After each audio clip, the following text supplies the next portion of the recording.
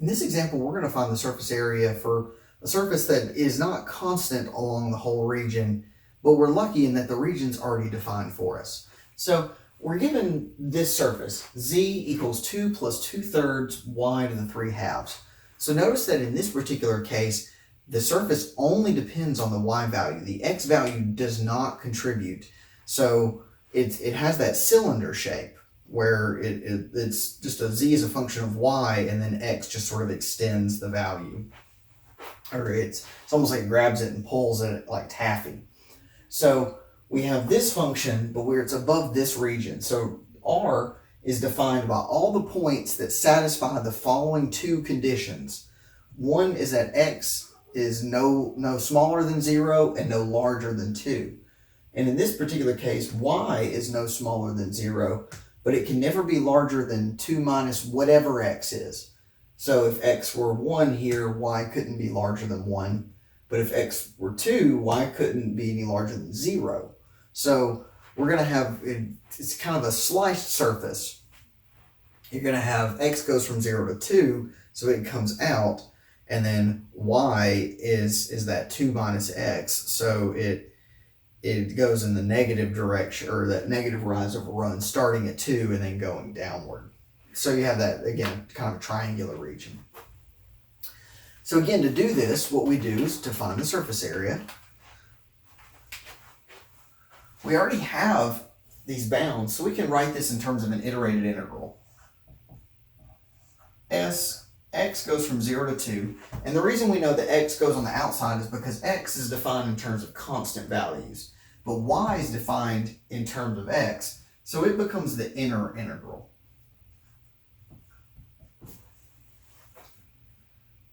But we have to find the partial derivatives.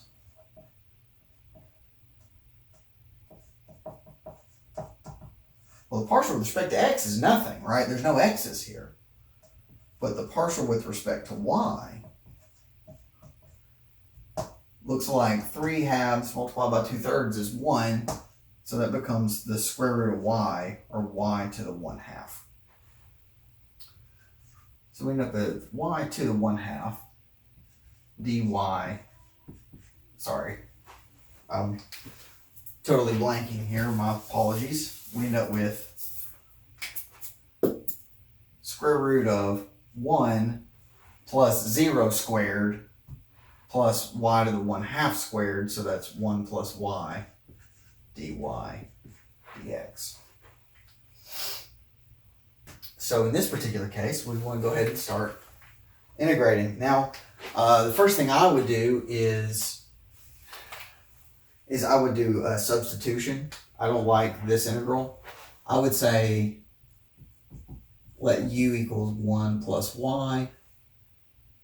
So du equals dy. And then when y equals 0, u is 1. When y is 2 minus x, u is 3 minus x.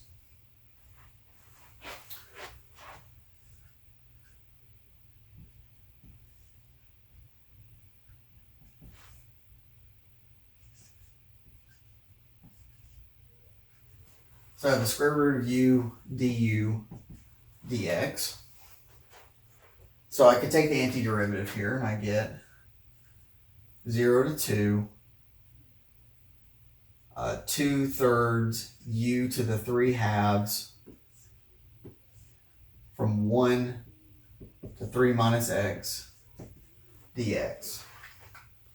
Get rid of this blue marker, it's not doing me any favors. So if I plug in here, I get the integral from 0 to 2. So let's pull out the 2/3. And we have 3 minus x to the 3/2 minus 1 dx. So then we need to split this up into two integrals. We need to say 2/3, 0 to 2, 3 minus x to the 3/2 dx minus 2/3, 0 to 2 dx. Now this one's easy, right? That one we can solve in our sleep. Because it's gonna just, you have a constant function of 1 across 2. That's a rectangle of height 1 and width 2. The value is 2. So that becomes 4/3.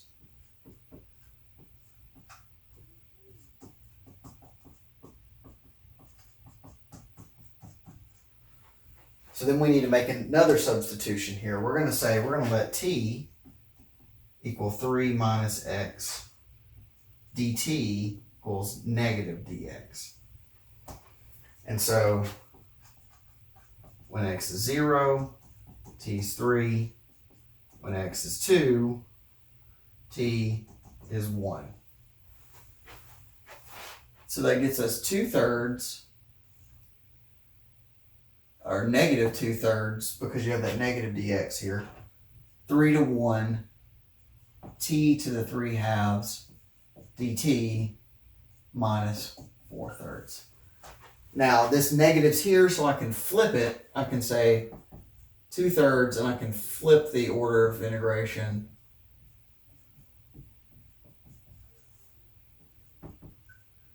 I add 1, then I get t to the 5/2 times 2/5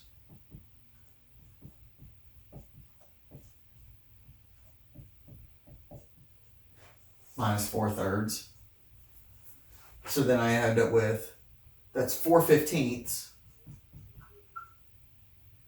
times 3 to the 5/2 minus 4/15 t minus, or not t, 4/15 1 to the 5/2, which is just 1, minus 4/3. Give me a second. So that's what I've got on my paper, but there's a way to simplify that. There's a couple things you can do. Since this is to the 5/2, you could technically say that that's 3 squared times 3 to the 1/2. So that's 9 square root of 3. That piece is. So if I did that, then what I end up with is not, or the 9 cancels with the 15 partially. The 3's common to both. So you end up with 12/15, or 12/5 square root of 3. And then this over here, if you get a common denominator, you end up with negative 24/15. And because you multiply by the top and bottom by 5 here, and that would reduce to negative 8/5. So you could have something like this. Or whatever. I mean, that's perfectly acceptable.